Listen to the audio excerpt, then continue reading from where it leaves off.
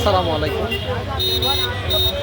আজকে 2রা জানুয়ারি 2026 সাল, রাত 10টা 30।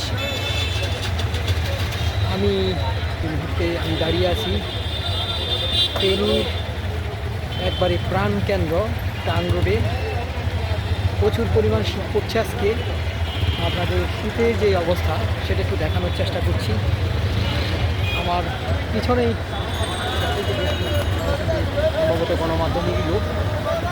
শীতে কিন্তু কাবু হয়ে গেছে অলরেডি। দেখুন কী অবস্থা, প্রচুর পরিমাণ ঠান্ডা পড়ছে, যার কারণে সবাই কিন্তু একবারে হাট শীতল করা ঠান্ডায় জমে গেছে। কারো হাত পকেট থেকে বেরোচ্ছে না।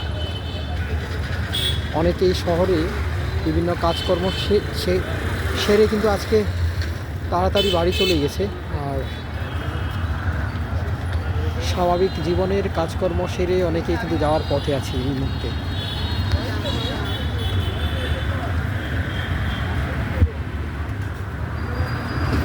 এখনও কিন্তু শহরে নিস্তব্ধ হয়ে যায়নি।